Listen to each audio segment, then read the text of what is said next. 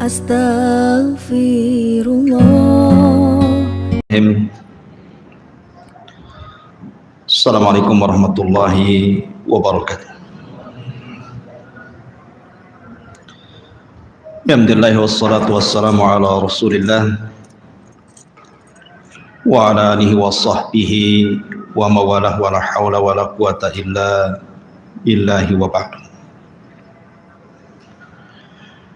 Qala Allah azza wa jalla ya ayyuhalladzina amanu taqullaha haqqa tuqatih wa la tamutunna illa wa antum muslimun. Fa inna asdaqal hadithi kitabullah wa khairal huda huda Muhammadin sallallahu alaihi wasallam wa syarral umuri muhdatsatuha wa kullu muhdatsatin bid'ah wa kullu bid'atin dhalalah wa kullu dhalalatin finnar. Ajaranillah wa iyyakum minal bid'ah wad dhalalati wan nar. Alhamdulillah, di malam hari ini kembali kita bisa duduk di Masjid Pontren di sini, dan kita masih melanjutkan kajian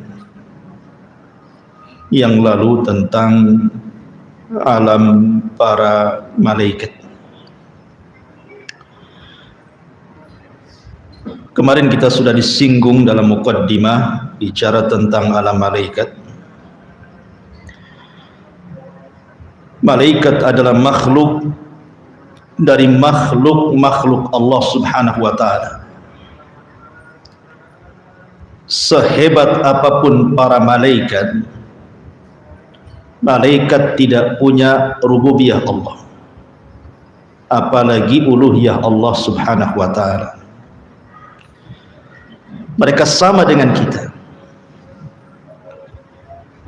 Padahal kalau kita melihat kekuatan para malaikat itu luar biasa.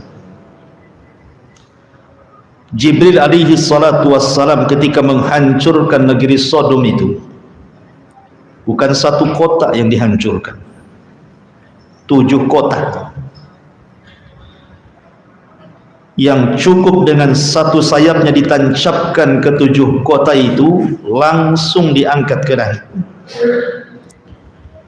kemudian sampai di langit ditumpahkan lagi ke bumi. Itu satu malaikat. Belum lagi kalau kita menceritakan tentang malaikat yang memikul arsy Allah Subhanahu wa ta'ala.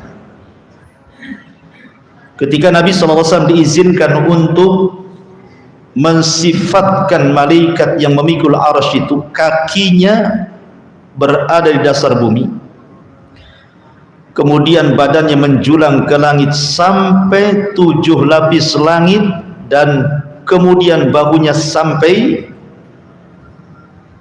memikul arsy Allah Subhanahu wa ta'ala. Itu satu malaikat memikul arsy sebesar itu. Tetapi walaupun demikian, kita katakan bahwa malaikat tetaplah malaikat. Dia adalah makhluk Allah Subhanahu wa ta'ala. Tidak boleh orang menyembah para malaikat seperti yang dilakukan orang-orang musyrik jahiliyah. Mereka menganggap bahwa Tuhan-Tuhan yang mereka sembah seperti Lata, Uzza, Manat dan yang semacamnya, mereka mengatakan itu banatullah, anak-anak putrinya Allah. Maha suci Allah dari apa yang mereka katakan. Ma'asyiral muslimin yang dimuliakan Allah Subhanahu wa ta'ala, adapun jumlah para malaikat, maka sering saya katakan berdasarkan firman Allah Subhanahu wa ta'ala, wa ma ya'lamu junuda rabbika illa hu wa ma huwa illa dzikra lil bashar. Tidak ada yang tahu jumlah berapa para malaikat kecuali Allah Subhanahu wa ta'ala. Ketika Nabi SAW menyebutkan malaikat yang menggeret Jahannam saja, di mana Rasul mengatakan Jahannam itu memiliki 70 tali kekang. Setiap satu kali tali kekang itu yang menggeret berapa malaikat? 70.000. 70.000 kali 70.000. Itu baru yang menggeret jahanam, khazanatun nar namanya. Malaikat-malaikat penjaga neraka. Sebanyak itu tuh. Makanya Nabi SAW ketika mengatakan attatis sama, langit karena saking beratnya yang di atasnya itu sampai attatis sama, sampai mengeluarkan suara langit itu saking beratnya para malaikat yang ada di atasnya. Wa huqqala an ta'id, dan sudah berhak langit itu mengeluarkan suara seperti itu. Kenapa? Karena Nabi SAW mengatakan setiap 4 jari di langit itu ada malaikat yang berdiri sampai kiamat, ruku sampai kiamat, sujud sampai kiamat. Apabila ditiupkan sangkakala, baru mereka kemudian menengadahkan wajah-wajah mereka kepada Allah dan mengatakan, Ya Rabb, ma na'buduka haqqa ibadati, ma na'buduka haqqa ibadatika. Ya Rabb, kami minta maaf, kami belum mampu betul-betul menyembah. Padahal sudah sujud dari awal penciptaan sampai kiamat tuh. Ngomong gitu dia. Kami belum mampu betul-betul menyembah diri, apalagi kita. Harusnya kata-kata itu kita yang ngomong. Belum lagi Nabi SAW pernah melihat Baitul Ma'mur. Satu hari di Baitul Ma'mur, malaikat yang masuk tawaf itu sebanyak 70.000. Kemudian tawaf, beribadah, keluar tanpa kembali. Besoknya malaikat datang dengan jumlah yang sama, tapi malaikat yang lainnya. Dan seperti itu setiap hari pergantian malaikat sebanyak 70.000 para malaikat yang tawaf di Baitul Ma'mur. Dan malaikat tidak ada yang berdosa. Kalau antum lihat ke langit, dari langit pertama, kedua, ketiga, keempat, kelima, keenam, ketujuh sampai ke Arasy, itu dipenuhi dengan para malaikat. Dan tidak ada maksiat di langit itu. Maksiat di langit itu cuma satu kali, ketika iblis tak mau sujud kepada Adam, itu saja.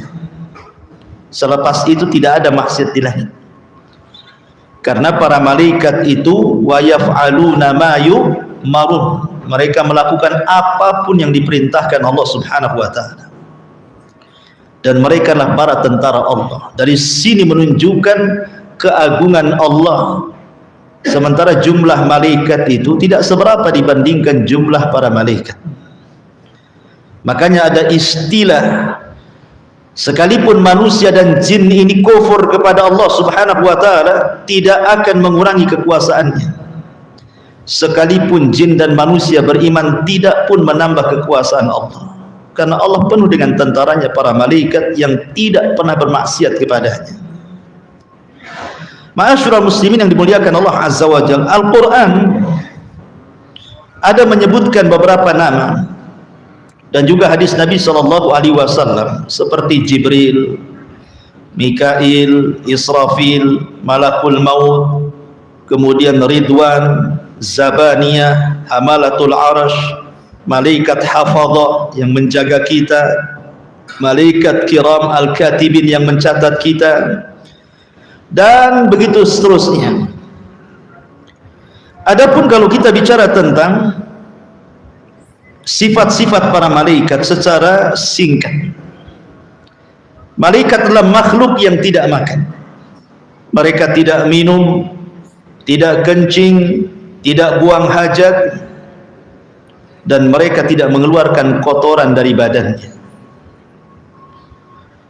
Jumlah mereka tadi saya katakan tidak terbilang, yang tahu hanya Allah Subhanahu wa taala, dan mereka bisa tasyakkul, beralih rupa.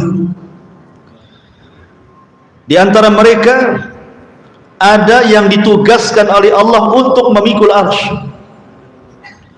Di antara mereka ada yang ditugaskan oleh Allah Subhanahu wa taala sebagai penjaga jahannam, dan jumlahnya 19. berdasarkan nas Al-Quran 19 malaikat,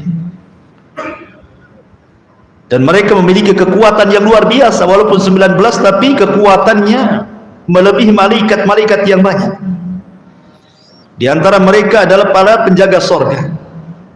Di antara mereka sahibul wahyi yang khusus menurunkan wahyu seperti Jibril. Kemudian di sana ada Raqib dan Atid yang mencatat kiri kanan kita. Kemudian di sana ada malaikat hafadzah. Hafadzah ini malaikat yang menjaga kita. Apakah kita mukmin atau kafir tetap dijaga oleh Allah Subhanahu wa taala dengan dikirimnya para malaikat, dan ini bentuk rahmat Allah itu luas. Yang sering saya contohkan, kalau antum tidur di teras, tidak ada satu semut pun yang masuk ke telinga antum, padahal antum sudah nyemprot semut dengan baygon. Harusnya teman-temannya dendam kan gitu. Kalau mereka mau, dia bawa gengnya tuh orang itu yang sudah nyemprot saya, masuk aja ke telinga rame-rame. Tak ada juga ya.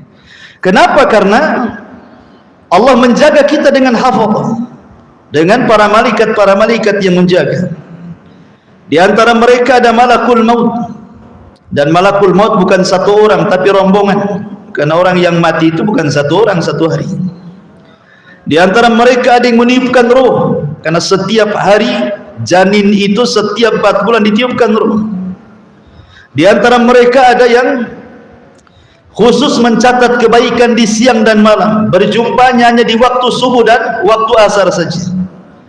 Di antara mereka ada yang memang dihususkan untuk mewakilkan tumbuh-tumbuhan ditumbuhkan di bumi, seperti Mikail, membagi bagikan rizki kepada manusia di bumi. Kemudian di sana ada Israfil yang meniup sangkakala. Di sana ada malaikat yang Allah wakilkan untuk melakukan fitnah kubur, pertanyaan man rabbuka wa man nabiyuka wa ma dinuka, atau diistilahkan dengan mungkar dan nakir. Dan banyak sekali para malaikat yang ditugaskan Allah Subhanahu wa taala. Ma'asyiral muslimin yang dimuliakan Allah Subhanahu wa taala. Baik. Tetapi malam ini kita akan menyebutkan beberapa kaitan malaikat dengan kita. Kapan malaikat itu mendoakan kita? Kapan malaikat membenci kita? Kapan malaikat melaknat kita?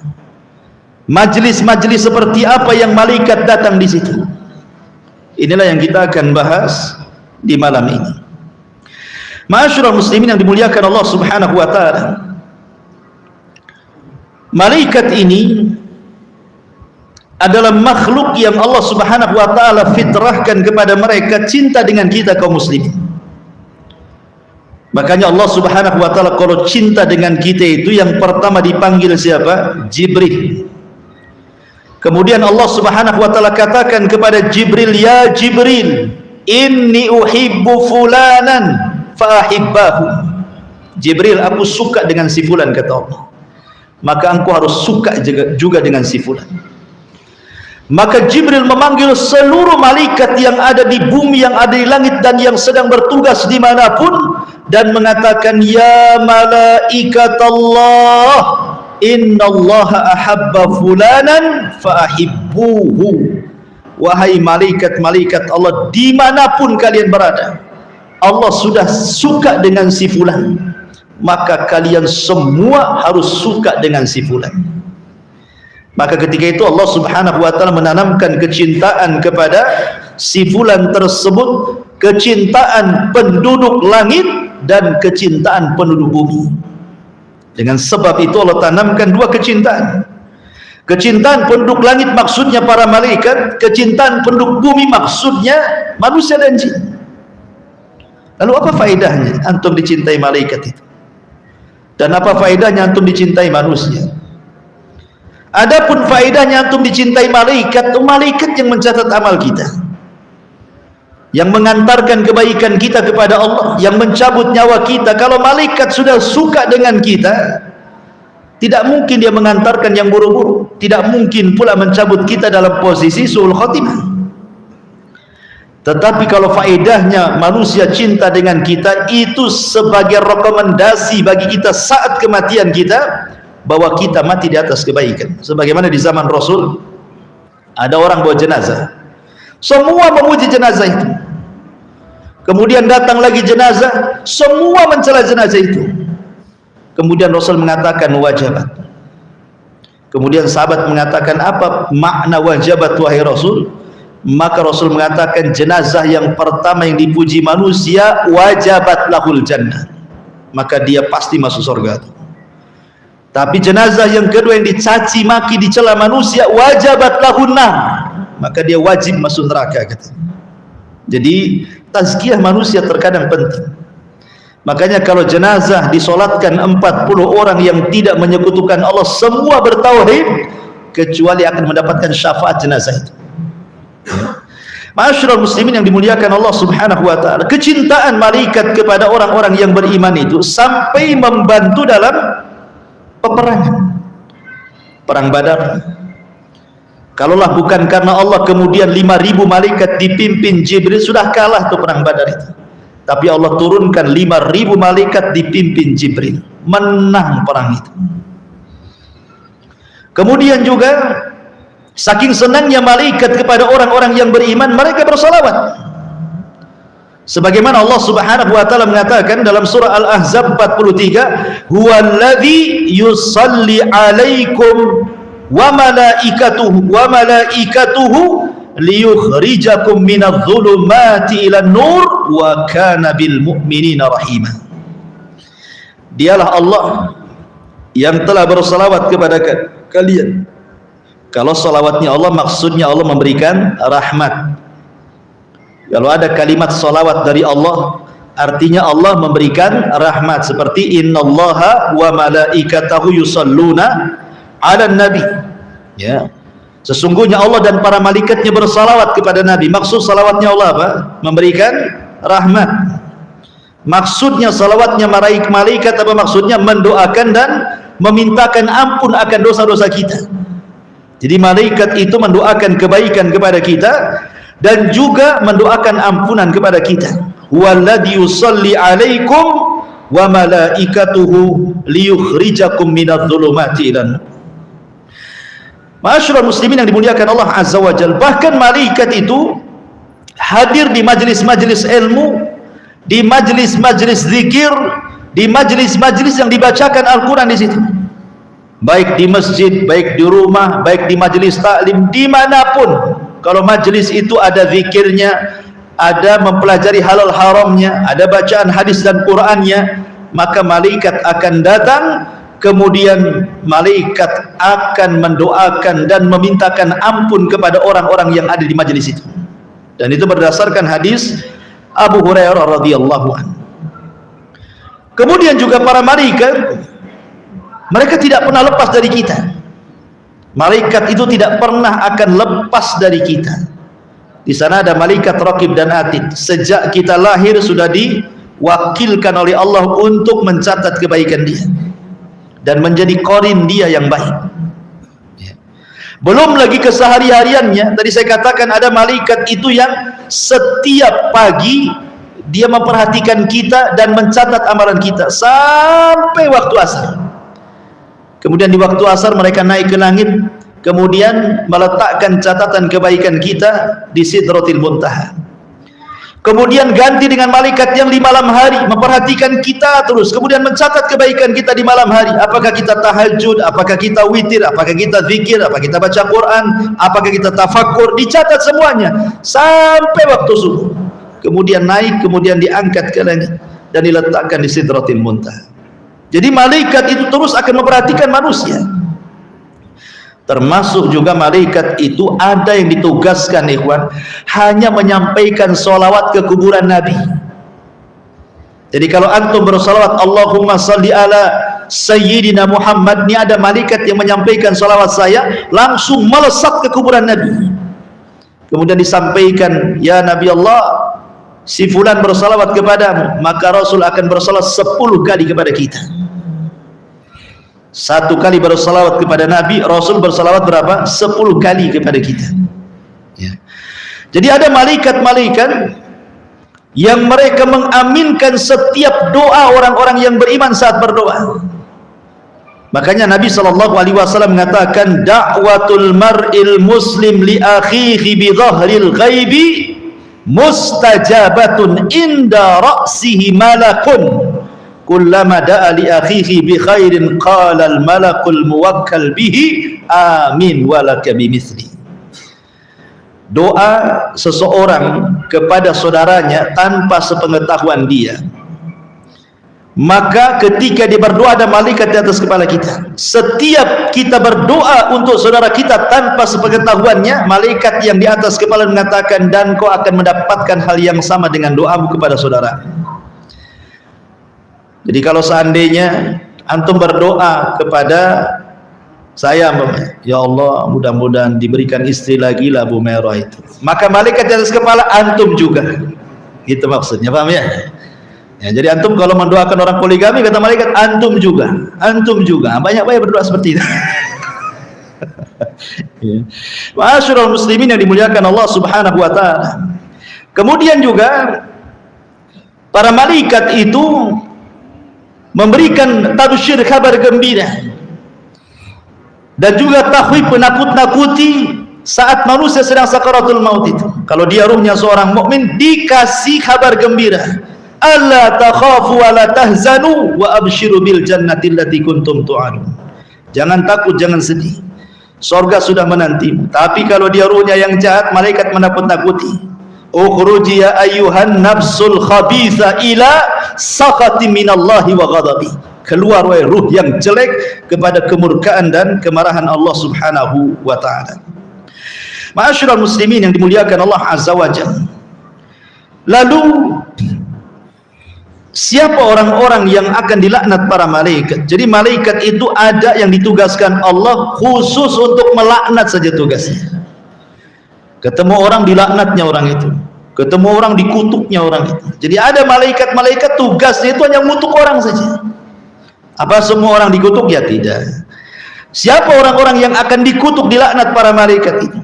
Pertama, orang yang menyembunyikan ilmu, tahu kebenaran tapi disembunyikannya, tidak mau disampaikan. Dan itu berdasarkan surah Al-Baqarah 159. Innal ladzina yaktumuna ma anzalna minal bayyinati wal huda min ba'di ma bayyanahu lin-nasi fil kitab ulaika yal'anuhumullahu wa yal'anuhumul la'inun. Orang-orang yang menyembunyikan apa yang kami turunkan dari keterangan-keterangan dan petunjuk setelah kami sampaikan dan jelaskan kepada manusia dari kitab tersebut, maka mereka orang-orang yang dilaknat Allah, dan mereka dilaknat orang-orang yang melaknat mereka, termasuk malaikat di dalamnya. Yang kedua, orang-orang yang melakukan bid'ah dalam agama. Nabi SAW bersabda, man ahdatha hadathan fa'alaihi la'natullah wal malaika wan nasi ajmain, rawahul Bukhari. Orang yang mengada-adakan sebuah perkara dalam agama yang tidak ada contohnya, alias bid'ah, maka Allah akan melaknat dia, malaikat akan melaknat dia, dan manusia semuanya akan melaknat dia. Kemudian yang nomor tiga, mati di atas kekufuran. Mungkin dia muslim dulunya kemudian murtad, naudzubillah. Maka orang-orang yang mati di atas kekufuran, maka Allah Subhanahu wa taala katakan dalam surah Al-Baqarah 161, innal ladzina kafaru wa matu wa hum kufar ulaika alaihim la'natullah wal malaikati wan nasi ajmain. Orang-orang yang kafir kemudian mati di atas kekafiran, maka mereka dilaknat Allah dan para malaikatnya dan seluruh manusianya. Hati-hati orang murtad, kalau mati di atas kemurtadannya maka dilaknat para malaikat. Kemudian yang keempat, orang yang mencela para sahabat, seperti orang-orang Syiah mencela banyak para sahabat, bahkan mengkafirkannya, layak mereka dapat laknat malaikat. Orang-orang Nawasib, orang-orang Khawarij yang mencela para sahabat Nabi SAW, layak mereka mendapatkan laknat para malaikat, berdasarkan sabda Rasul yang dikeluarkan dari Imam At-Tabrani dalam Mu'jamnya, man sabba ashabi fa alaihi la'natullah wa malaikatuhu wan nas ajmain. Siapa yang mencela sahabatku, maka dia berhak mendapatkan laknat Allah, para malaikatnya dan seluruh manusia. Kemudian juga orang yang menakut-nakuti saudaranya seorang muslim dengan senjata. Kalau sekarang tidak dengan senjata, dengan handphone. Awas kau ya, ketemu di mana gitu, awas ya kak, gitu ya. Dan ada orang nakut-nakuti dengan handphone, diteror. Ya. Maka Nabi SAW mengatakan, man asyara ila akhihi bihadidatin, fa innal malaikata tal'anuhu hatta yada'ahu, wa in kana akhahu li abihi wa ummi. Siapa yang mengisyaratkan kepada saudaranya sebuah senjata untuk menakut-nakutinya, tidak ditusuk, hanya nakut-nakuti saja, maka malaikat akan melaknatnya sampai dia letakkan tuh senjatanya. Kalau pakai handphone sampai diletakkan handphonenya gitu. Ya. Kemudian yang nomor 6, manintasabah an yantasiba syakhsu ila ghairi abi, menasabkan yang bukan nasabnya, bukan turunan Nabi, ngaku-ngaku pula Habib umpamanya. Bukan turunan orang kaya, padahal kaya ngaku-ngaku pula betul bapakku menteri dari Hong Kong. Ya. Dia ngaku-ngaku tuh. Kan banyak orang-orang ngaku-ngaku tuh biasanya zaman dulu ya. Ya, kan ada tuh di sandiwara-sandiwara itu, datang dari kampung gitu ya. Kemudian lama di kota, rupanya tidak berhasil. Kemudian nulis status cari rumah yang bagus, selfie pula dengan rumah yang bagus tuh. Ini rumah saya katanya. Ini mobil saya. Tuh bapak saya yang ganteng tuh katanya lagi lewat. La haula wala quwata illa billah. Maka Rasul mengatakan, manidda'a ila ghairi abi, siapa yang menasabkan yang bukan nasabnya, fa alaihi laknatullah wa malaikatuhu wal malaikati wan nasi ajmain, maka dia mendapatkan laknat Allah, para malaikat dan seluruh manusia. Yang nomor 7, al-ghadar, orang yang berkhianat, diberikan amanah dia khianat, maka ini pun dalam riwayat Bukhari Muslim, fa alaihi laknatullahi wal malaika, dia akan mendapatkan laknat Allah dan para malaikatnya. Yang nomor 8, irtikabul fasad wa zulmi, melakukan kerusakan dan kezaliman. Zalim itu macam-macam, mengambil hak orang lain, ya, menggibah, mencaci, memaki dan begitu seterusnya, zalim. Atau merusak bumi, menebang hutan yang merupakan penghijauan, akhirnya ditebang, akhirnya banyak bencana dan begitu seterusnya. Maka orang-orang yang seperti ini, maka Nabi SAW mengatakan, fa alaihi laknatullahi wal malaikati wan nasi ajmain, muttafaqun alaihi. Dia mendapatkan laknat Allah, malaikatnya dan seluruh manusia. Yang nomor 9, mualatu ghairi sayyid alladhi manna 'alal muslim bil hurriyati wal idki.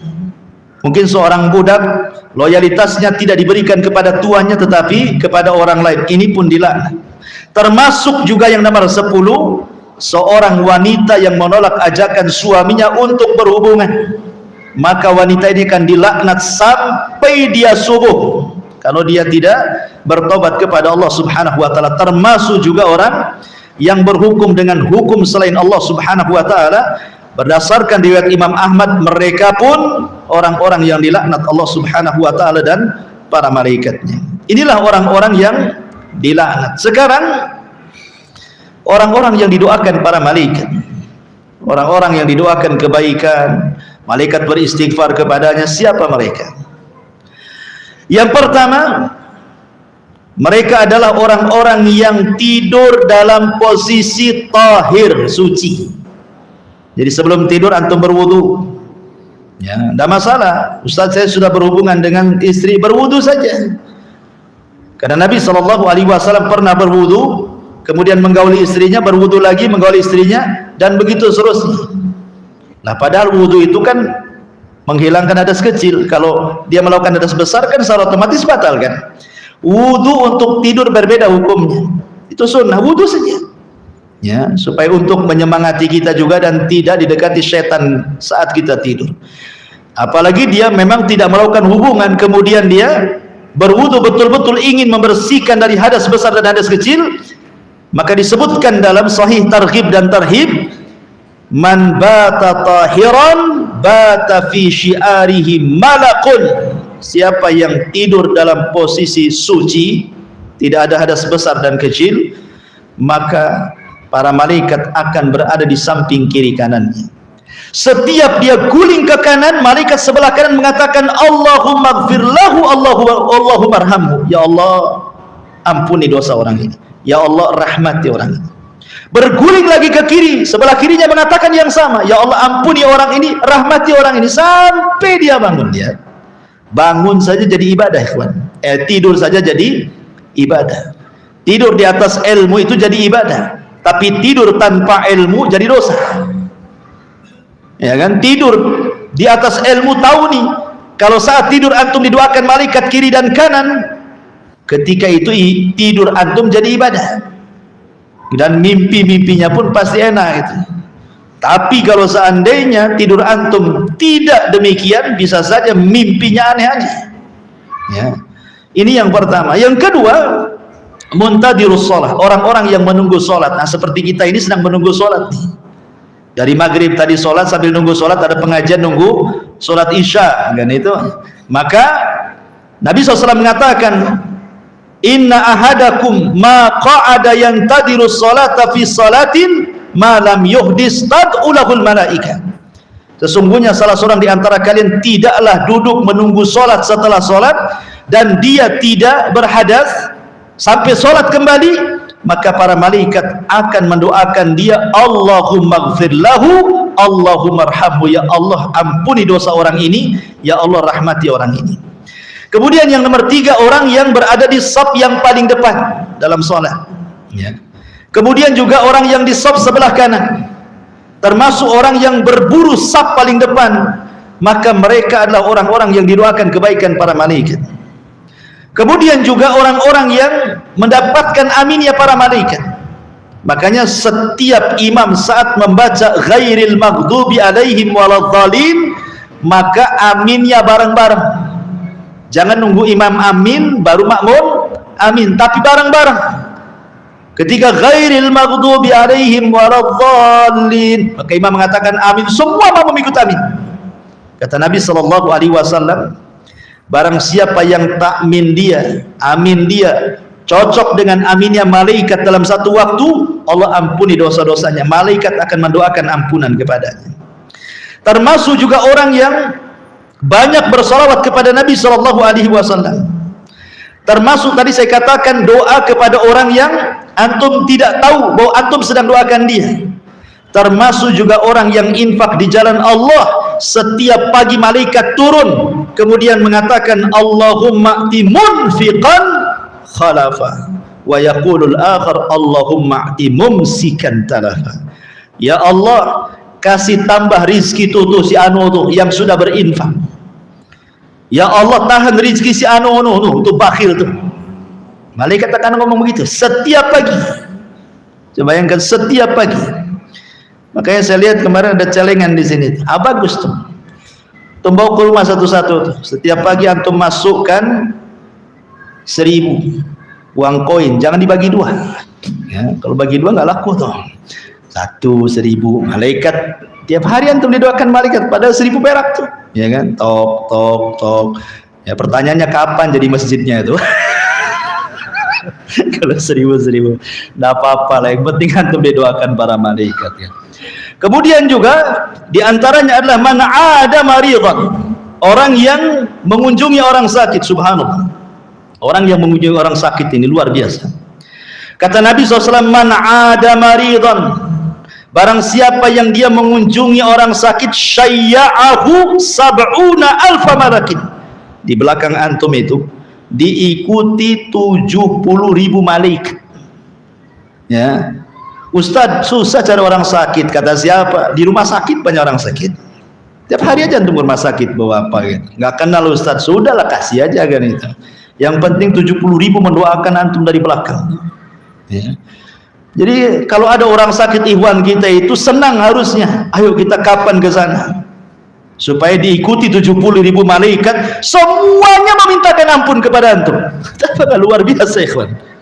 Ya. Semuanya memintakan ampun, yang 7.000 malaikat itu, ya Allah ampuni orang ini, ya Allah ampuni orang ini. Sampai dia kembali setelah mengunjungi orang sakit itu. Plus setiap hari, luar biasa.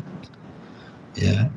Plus setiap hari bankrupt loh Ustaz, harus bawa jeruk, bawa ini, bawa itu kan itu. Jangan pikir itu, Allah ganti nanti. Kenapa? Karena kalau orang banyak mengunjungi orang sakit, al jaza min jinsil amal. Kalau antum sakit nanti banyak yang mengunjungi antum. Memang begitu balasannya. Karena orang sakit itu bukan sakit karena penyakitnya, sakit karena nggak dikunjungi biasanya. Ya. Taib. Kemudian juga inda tasahur, ketika seseorang sahur. Ya, orang sahur itu pembeda antara puasa kita dengan puasa ahli kita. Makanya Allah dan para malaikatnya dan seluruh penduduk langit dan bumi, sampai kepada semut yang ada di lubang, sampai kepada ikan yang ada di lautan, itu semua mereka mendoakan orang-orang yang sahur, orang-orang yang mengajarkan kebaikan, orang-orang yang belajar talabul ilmi, semua dapat kan, untung. Ya. Ma'asyiral muslimin yang dimuliakan Allah Subhanahu wa taala, termasuk juga antum yang bermajelis taklim seperti ini. Kenapa orang yang bermajelis taklim itu, kata Nabi, kalau antum berdiri kemudian selesai pengajian, kata Rasul, qumu maghfuran lakum, dosa kalian sudah diampuni. Kenapa? Karena malaikat berjajar-jajar di atas kepala kita sampai ke langit saja. Dan malaikat yang paling atas berjumpa dengan Allah. Kemudian Allah mengatakan, ngapain kau berbaris-baris sampai ke langit, kata Allah. Maka para malaikat di atas menghabarkan, hambamu ya Rabb, mereka sedang berhalaqah menyebut-nyebut namamu. Ya. Kemudian Allah mengatakan kepada mereka, apa yang dikehendaki hambaku di bawah itu? Mereka mengharap surga. Aku kabulkan permintaan mereka. Makanya tidak ada jalan pintas menuju surga kecuali thalabul ilmi. Man salaka tariqan yaltamisu fihi ilma sahhalallahu bihi tariqan ilal jannah. Siapa yang meniti sebuah jalan dan jalan itu menuju kepada ilmu syar'i, maka itulah jalan yang paling mudah menuju surga. Makanya dulu para ulama itu kalau menghadiri majelis taklim itu luar biasa. Antum tahu Abu Yusuf, muridnya Abu Hanifah, dihabarkan padanya anaknya meninggal. Dia bayar orang, karena dia kaya, dia bayar orang, tolong urus jenazah anak saya. Kemudian dikatakan, kenapa kau tidak urus, itu kan anakmu? Oh, tidak bisa, kalau saya mengurus jenazah anakku nanti aku luput pelajaran Abu Hanifah, katanya. Sampai dia mewakilkan orang untuk menguburkan jenazah anaknya, takut luput pelajaran Abu Hanifah. Antum mau telat ngaji sama saya, gak peduli amat, katanya. Ya. Gak datang pun gak peduli, kan nanti minggu depan ada lagi, katanya. Subhanallah, kan. Ma'asyiral muslimin yang dimuliakan Allah Azza wa Jalla. Inilah diantara orang-orang yang didoakan kebaikan oleh para malaikat. Ada amalan-amalan itu yang malaikat nyingkir dari kita, nggak mau dekat-dekat dengan kita. Ya. Seperti apa? Orang-orang yang durhaka kepada orang tua, orang-orang yang memutus silaturahim. Kata Nabi sallallahu alaihi wasallam dari hadis Abdullah ibn Ubay radhiyallahu anhuma, anna Nabi sallallahu alaihi wasallam qala, innal malaikata la tanzil ala qaumin fihim qati'ur rahim. Malaikat tidak akan turun kepada kaum yang di situ sedang memutus silaturahim, sedang durhaka dengan orang tuanya. Nggak akan ada malaikat, malaikat menjauh. Ya. Kemudian yang kedua, antum memelihara anjing tanpa ada unsur darurat. Ya, senang-senang saja, nampak lucu kayak kucing gitu kan. Ah, boleh juga nih. Sampai anjing itu harganya bukan 100.000, ada yang juta-juta tuh, 100 juta pun ada. Ya, padahal lihat, Nabi sallallahu alaihi wasallam mengatakan bahwa malaikat-malaikat tidak akan masuk ke rumah yang di dalamnya ada anjing. Bahkan setiap hari dikurangi pahalanya 1 qirat. Antum tahu 1 qirat? Sebesar gunung Uhud itu 1 qirat. Setiap hari dikurangi pahala kita segitu tuh. Kalau antum memelihara anjing tanpa ada hajat dan kebutuhan. Ya. Kemudian juga di rumah antum ada gambar-gambar yang bernyawa, lukisan-lukisan gitu ya. Ada gambar-gambar yang bernyawa, entah gambar orang, gambar binatang, atau gambar apa yang bernyawa sifatnya. Maka Rasul mengatakan, la tadkhulul malaikatu baitan fihi kalbun wala suratun. Malaikat tidak akan masuk ke rumah yang ada anjing dan ada gambar yang bernyawanya. Kemudian yang keempat, tidak akan masuk kepada rumah yang ada al-jaras. Antum tahu jaras? Jaras seperti lonceng, itu namanya jaras ya. Ataupun wal musik, rumah yang dipenuhi dengan musik. Di zaman Rasul tidak ada musik keluar dari rumah, itu semua Quran. Di zaman sekarang tidak ada satu pun rumah kecuali Quran musik. Terbalik kan itu. Maka Nabi SAW mengatakan la tadkhulul malaikatu baitan fihi jarasun. Malaikat tidak akan masuk ke rumah yang ada jarosnya, loncengnya. Dalam riwayat kata para ulama, jaros itu maksudnya mazamiru syaitan, seruling-seruling syaitan, nyanyian, musik-musik ya. Karena namanya musik dengan Quran itu berlain arah tuh. Orang kalau cinta musik benci Quran, kalau orang cinta Quran benci musik. Tidak bisa 50-50 itu. 50-50 lah Ustaz, 50% Quran, 50% musik, hilang Qurannya ya. Itu memang tidak bisa dicampurkan musik dengan Quran itu. Makanya dahulu orang-orang jahiliyah apabila Nabi membacakan Quran, apa kata mereka? La tasma'u lihadal Quran wa alghaw fihi, katanya. Buat gaduh-gaduh, buat musik-musik, buat nyanyi-nyanyi, biar suara Muhammad enggak kedengaran gitu. Itulah orang jahiliyah seperti itu ya. Karena musik itu dari syaitan ya. Sementara Al-Quran dari Allah Subhanahu wa ta'ala. Tidak mungkin setan dengan Allah, kalamullah berjumpa kan itu.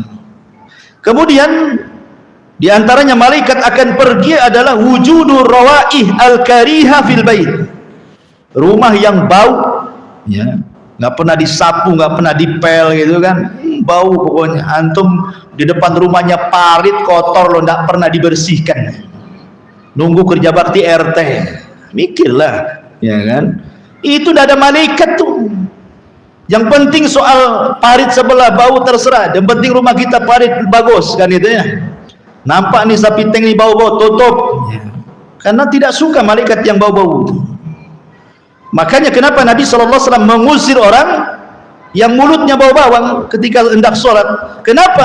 Karena malaikat yata'adza bihi kama yata'adza bihi banu Adam, kata Rasul. Karena malaikat tersakiti sama dengan kita yang di sampingnya juga tersakiti dengan bau manusia ya. Makanya Rasul mengusir orang yang bau bawang, suruh bersiwak dulu. Termasuk juga wujudul bauli al-muntaqi fil baiti. Seseorang meletakkan najis di rumahnya, seperti umpamanya antum merawat orang sakit nih ya, terkadang dia tidak bisa kencing, terpaksa ditaruh di aqua gitu. Kalau sudah penuh cepat buang biar bersih ya, karena mereka tidak suka di situ ada najis-najis yang tergenang. Apalagi diletakkan, buat apa juga kan. Kadang-kadang ada orang penakut tidak mau ke kamar mandi, kencing pula di botol aqua lupa pula dia tak buang gitu kan.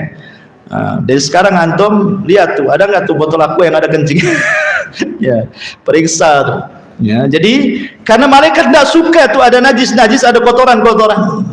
Karena Islam itu mengajarkan kebersihan ikhwan. Malaikat suka yang bersih-bersih, sebagaimana setan suka yang kotor-kotor, tempatnya di tong-tong sampah, di tempat-tempat bau. Maka malaikat sebaliknya dibandingkan daripada syaitan. Makanya Nabi SAW mengajarkan sampai badan Rasul itu seolah-olah berapa kilo itu sudah kecium tuh. Rasul mau datang nih. Kenapa? Harumnya sudah nampak. Kalau antum baunya lu, nah ini mau datang nih, siapa si Anu? Baunya sudah masuk di hidung ini, kan masalah ikhwan ya. Jadi di sini malaikat tidak suka dengan, dia akan pergi malaikat-malaikat dari bau-bau, dari sampah-sampah, dari kotoran. Maka ini tugasnya ibu-ibu, jangan malas kebersihan. Dan tugas bapak-bapak juga jangan ngotori rumah. Karena biasanya kalau istri pulang kampung seminggu, pulang itu kayak kapal pecah rumah itu. Entah diapain sama antum tuh, sampah di mana-mana kan itu ya. Ma'asyiral muslimin, ini diantara amalan-amalan yang malaikat tidak suka di situ ya. Kemudian ma'asyiral muslimin yang dimuliakan Allah Subhanahu wa taala. Kemudian juga malaikat itu suka dengan orang-orang yang mereka berkunjung kepada saudaranya.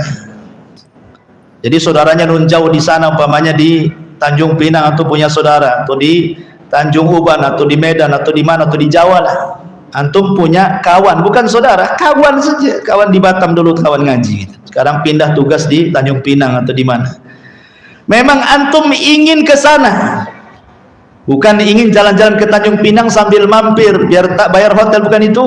Ya, maksudnya di sini adalah memang betul-betul datang ke sana untuk ziarah silaturahim, lebihnya jalan-jalan gitu maksudnya. Jadi niatnya bukan karena itu, bukan karena nagih hutang, tidak, ya, bukan karena pinjam uang, tidak juga. Memang pengen ketemu, rindu, seakidah, seiman, seislam. Di zaman Nabi SAW, Rasul menceritakan ada orang yang ingin berkunjung kepada saudaranya, diutus malaikat untuk mengikuti di belakangnya. Kemudian malaikat menjelma manusia menghadang orang ini. Kau mau kemana?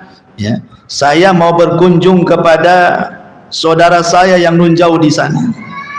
Kemudian dia mengatakan, ada enggak tujuan dunia, mau pinjam uang, bayar uang, mau bisnis? Enggak, saya murni ingin menziarah dia lillah, karena Allah.